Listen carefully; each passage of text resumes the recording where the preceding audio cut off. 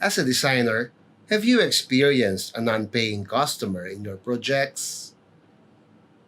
We have a lawyer to share his views about a case study on a design and build firm that encountered collection problems with the client after the completion of the project. Stay tuned.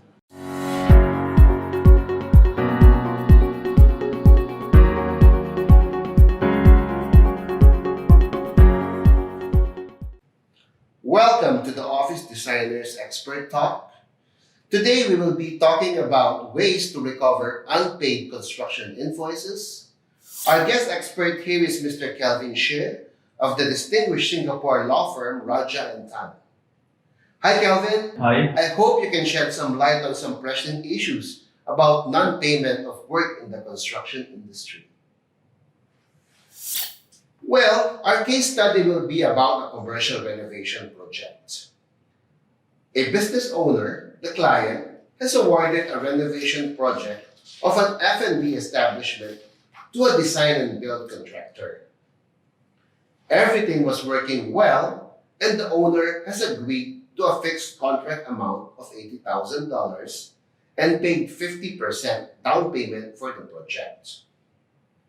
The rest are to be paid in progress claim of 20% upon a certain milestone and 30% upon completion. The project was smooth until the invoicing of the second progress payment is due. Upon billing the client, they start to be erratic and unreasonable on the works performed by the contractor and demanded that the payment be made in full only after the completion. Since the contractor wants to build a good relationship with the client, it decided to continue the project until it's fully complete. The project has been finished and it is to be built in full. So again, the client has raised unreasonable demands and claims that the work is not complete, although all plans and specifications are followed. After constant collection requests for almost 120 days, the client never responds to the contractor's calls and demand emails. Yet, they already opened their new establishment and operated the business ever since the premises has been completed. Now, the question is, what will be the best course of action for the contractor to recover the balance payment?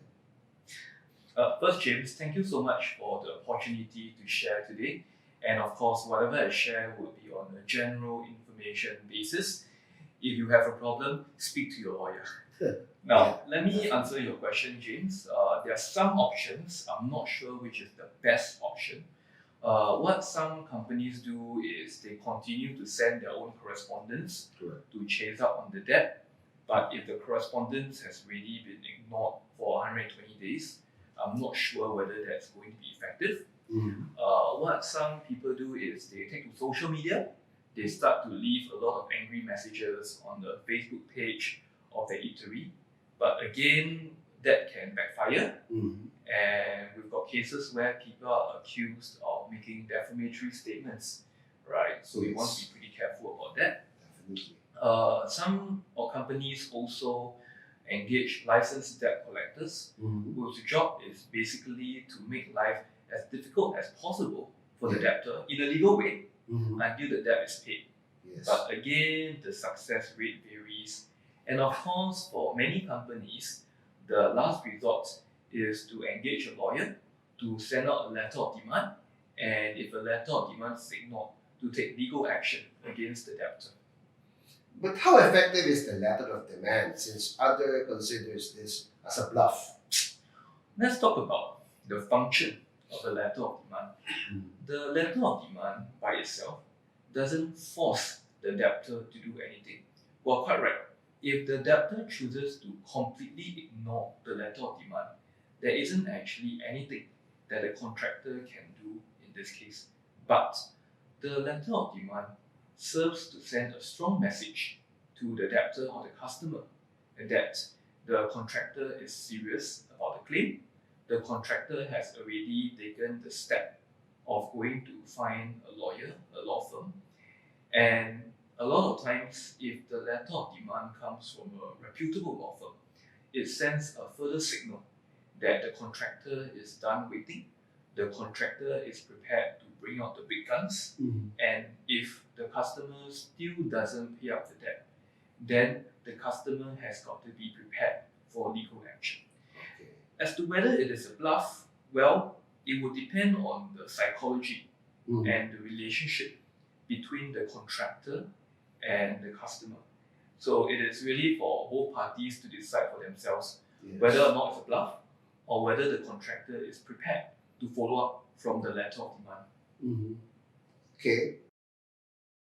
What other forms of settlement are available, like mediation, arbitration, or litigation? Okay, let's break down those three things you mentioned. Let's talk about mediation first. Now, mediation is a process where both parties sit down with a neutral third party who is the mediator. Okay. And the mediator will try to broker some kind of agreement or settlement between the parties. But is this still out of court settlement? It is out of court. Okay. And the key good or bad thing about mediation is that it is completely voluntary, which means if one party chooses not to mediate, the other party generally cannot force them to do so, unless, for example, there is a mandatory mediation clause in the contract.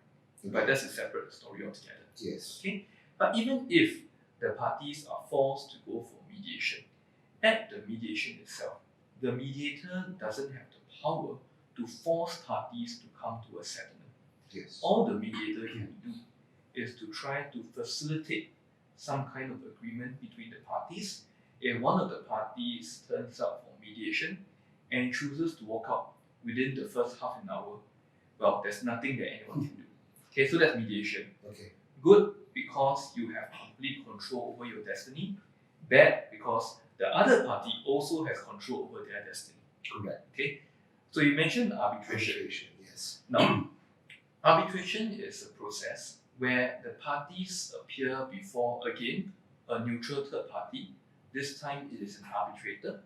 The arbitrator will decide on the matter. So arbitration is actually quite similar to litigation, to going to court, which I will touch on later. The key difference between arbitration and litigation will be, number one, the rules are different. The rules will depend on the arbitration rules that the parties have already agreed to. Sometimes the rules make the process a bit faster and a bit cheaper, but there are many different ways to arbitrate, so that may not necessarily be the case.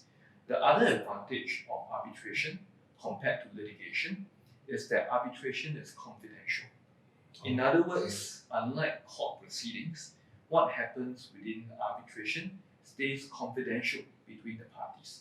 So, for example, if you have a big dispute between companies that are publicly known, sometimes they would prefer to go for arbitration to preserve the confidentiality of the dispute, because no one really wants to air their dirty linen Definitely. in public. So finally, we come to litigation. Now, litigation is the so-called default mode of dispute settlement. To put it in very simple terms, litigation is what you get when there is a commercial dispute and contractor A sues party B. So you go to court, you have to go by the court procedure. If the matter cannot be resolved, then the matter has got to go for a trial, and at the end of the trial, the judge will make a decision. Okay. All right. Yeah. For arbitration, is there any cost involved in arbitration? Yes. So when you go for arbitration, you would normally have to go under one of the arbitral institutes. For example, the most well-known one would be the Singapore International Arbitration Centre. So normally, there will be a few costs involved. First of all, just like going to court, you've got to pay your lawyers. And then when you go for arbitration, you normally have to pay a filing fee to the institute. And the filing fee can vary from institution to institution. You also have to pay the arbitrator or arbitrators. Sometimes that is collapsed within the filing fee, sometimes it is a separate fee. Okay. And then finally, if you don't succeed in the arbitration, sometimes you may be ordered to pay some legal costs to the other side. Okay. Yeah. So for litigation, what is the typical bill or initial cost for a formal dispute resolution in this regard? Okay, it's a bit hard to generalize. And the reason it is difficult to generalize is because it really depends on the stage at which it really depends on the stage at which the dispute comes to an end. Okay. Take, for example, the situation where the contractor engages a law firm. The law firm sends out a letter of demand, and straight away the customer is get into making payment of the full debt. In which case, at that point, the legal fees would be fairly cheap. It could be just a few $100 or even the low thousands, could be. But let's say the letter of demand is completely ignored by the debtor. Okay, the customer doesn't even call up the contractor on the site to try and work something out. And the contractor decides there is no choice but to go to court. In which case, just to start the court proceedings, you are looking at a few $1,000, and if the matter cannot be resolved and it's got to go all the way to trial, the legal costs would easily be 5 digits, sometimes even 6 digits or more, depending on the scale of the dispute. Oh, right. Okay. So for this amount, the balance is around 40K. What is the threshold? Do you suggest that this 40K will trigger a formal dispute resolution?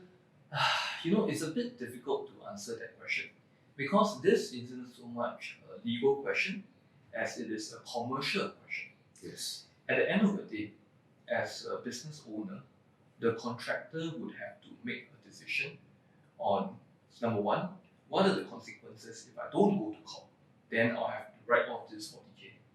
On the other hand, if I do go to court, I'll have to talk to my lawyer first, get a cost estimate. The estimate will probably be a range. I've got to, with my lawyer's advice, decide what are my chances of winning. Okay. I've got to decide, even if I win, can I recover the amount which I'm awarded? What if the customer goes bust in the meantime? Yes. So I've got all these commercial considerations, and at the end of the day, I'll have to decide, based on the probability, which is the more likely outcome, I've got to make a commercial decision.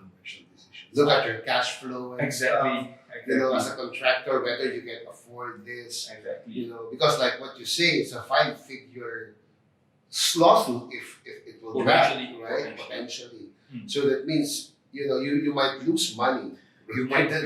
You might lose your 40K. Rather than, the good thing is that if you do succeed after litigation, you will generally be awarded legal costs to be paid by the other party. But it is never going to be 100% reimbursement.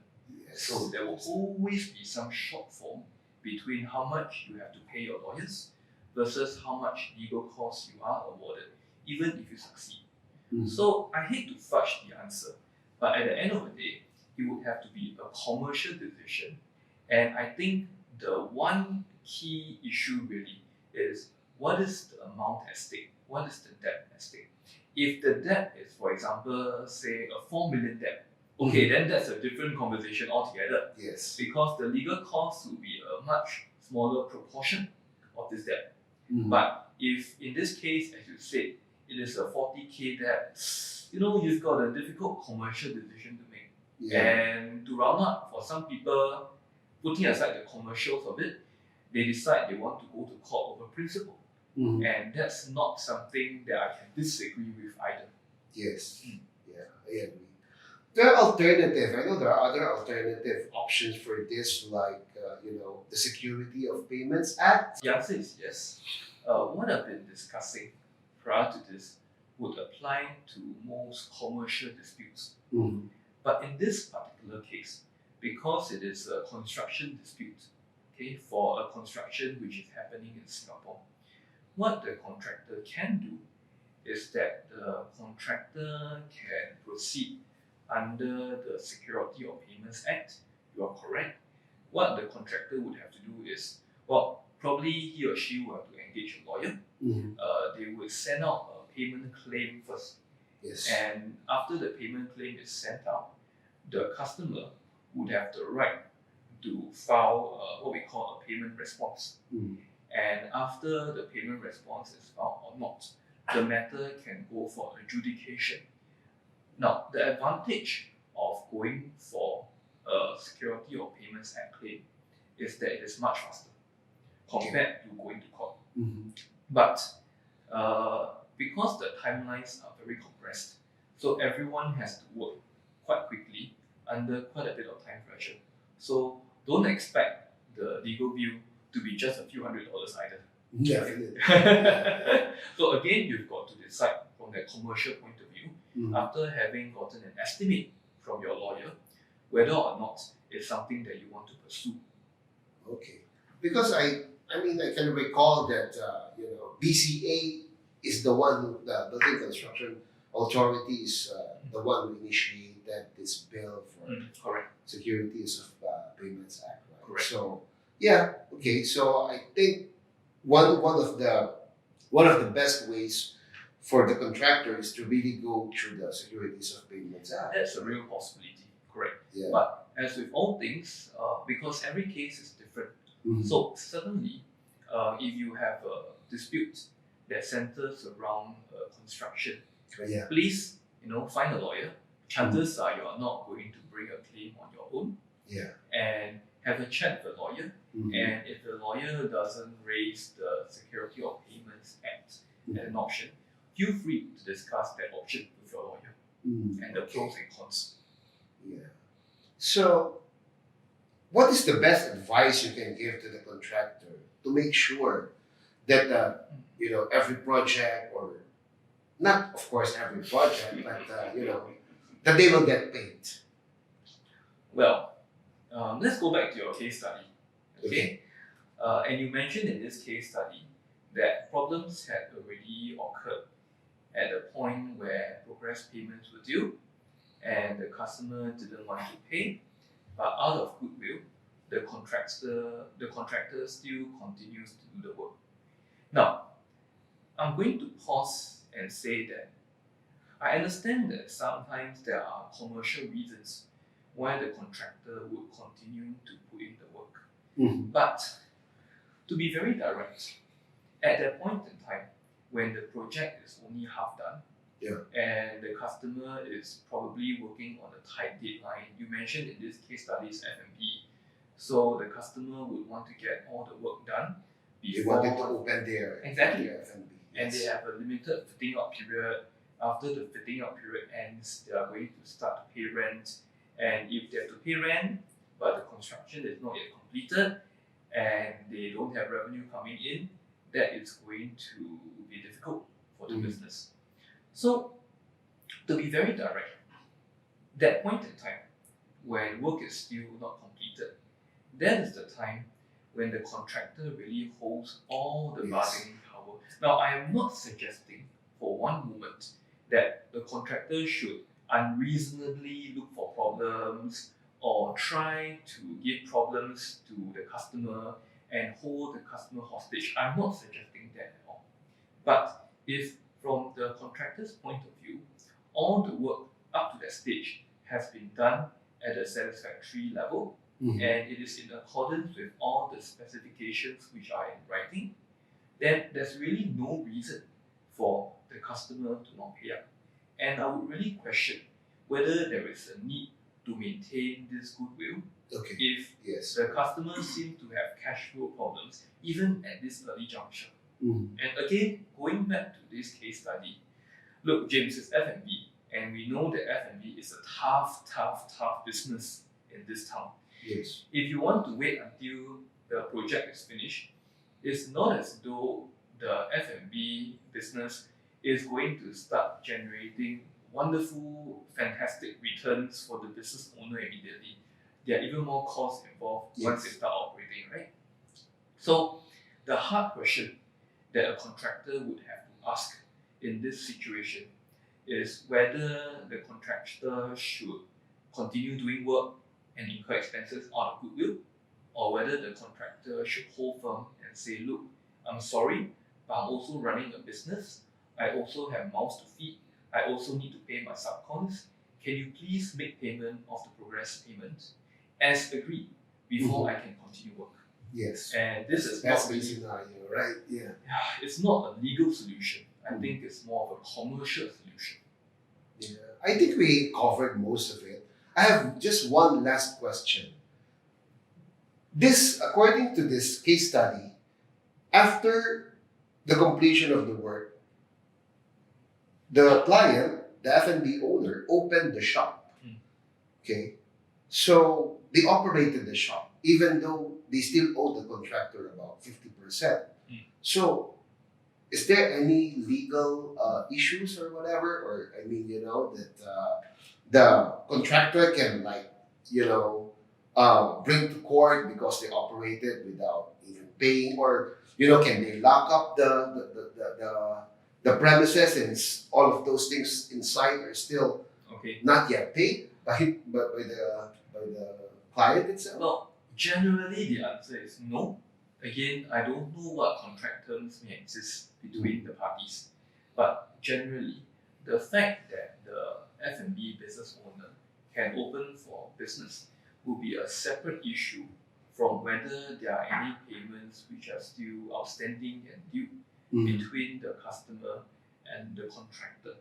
Now, that being said, the fact that the customer is able to open for business, and I presume that there have been no further complaints from the customer in terms of the work done or any requests for rectification. I would say that that may well be an indication that actually the work has been completed to the customer's satisfaction. Correct, precisely. And it would be more challenging for the customer to then try and find other excuses or reasons to get out of making payment of the remainder. Yeah, it's a proof that it's satisfactorily complete. That's why they can operate. No, right? maybe not so much proof, but an indication. An indication. Maybe another piece of evidence that can be used in the contractor's argument. Okay, I think that's very good. I mean, most of the things that we discussed were covered. Okay, I hope our viewers will learn a lot from this interview. Thank you, Mr. Khelvin Shi, for spending time with us and sharing your views. It's my pleasure. Thank you for your time. Yep, okay. I will leave your contact in the link below, just in case our viewers want to be in touch with you. Sure. So it's real issues, real talk, and real action. Thank you. Thank you.